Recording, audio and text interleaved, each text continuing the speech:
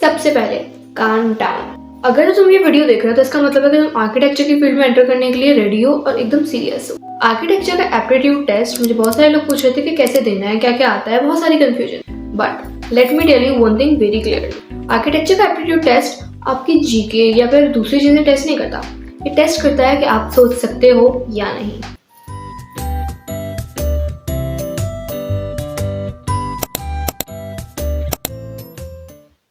What an aptitude test actually is.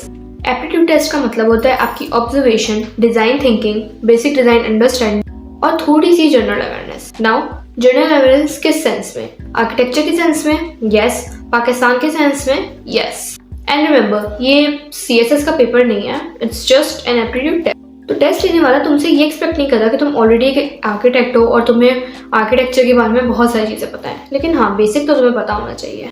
अब इस aptitude test का पैटर्न पेपर होता कैसे? ये बेसिक सा या नॉर्मल सा टेस्ट नहीं होता है, ये थोड़ा सा हटके होता है। इसकी तुम्हें तैयारी कैसे करनी है तुम्हें हर कोई नहीं बता सकता। सिर्फ ये तुम्हें वो लोग बता सकते हैं जो डिजाइन आर्किटेक्ट या इस तरह के जो टेस्ट है वो दे चुके हो, पहले यूनिवर्सिटी में ले चुके हो।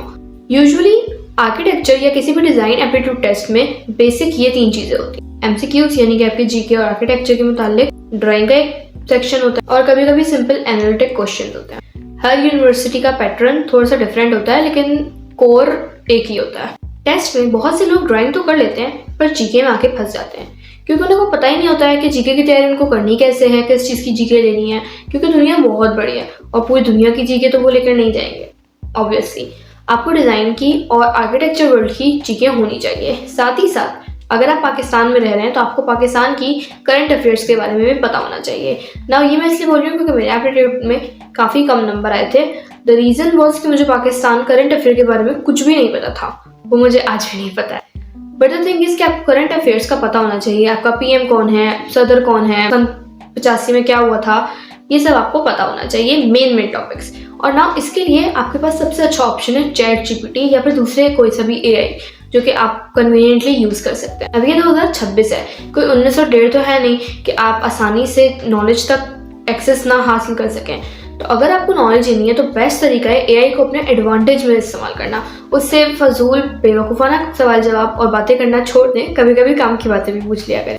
तो मैं पाकिस्तान की जीके जैसे कि उसकी फेमस बिल्डिंग्स, उसकी फर्स्ट फीमेल आर्किटेक्ट, इसके अलावा अभी कौन से मौजूदा आर्किटेक्ट्स हैं बड़े बड़े, पाकिस्तान से कितने हैं, ये सब तुम्हें बेसिक नॉलेज होनी चाहिए। इसके अलावा थोड़ी बहुत पाकिस्तान के कल्चर की, ट्रक आर्ट वगैरह इन सब की भी होनी चाहिए। ये चीज़ें अक्सर लोग इग्नोर कर देते हैं बट ये क्वेश्चन में आ जाती हैं। इसके अलावा तुम्हें फेमस आर्किटेक्ट्स, फेमस पेंटिंग्स, कौन सी पेंटिंग किस पेंटर ने पेंट की है, ये सारी चीज़ें भी पता होनी चाहिए। नाउ जानने से मुराद आप उनको रिकॉग्नाइज कर सकते हो, इन डेप्थ जानना भी आपका काम नहीं है। दूसरा जो टेस्ट किया जाता है वो आपकी डिज़ाइन नॉलेज टेस्ट की जाती है।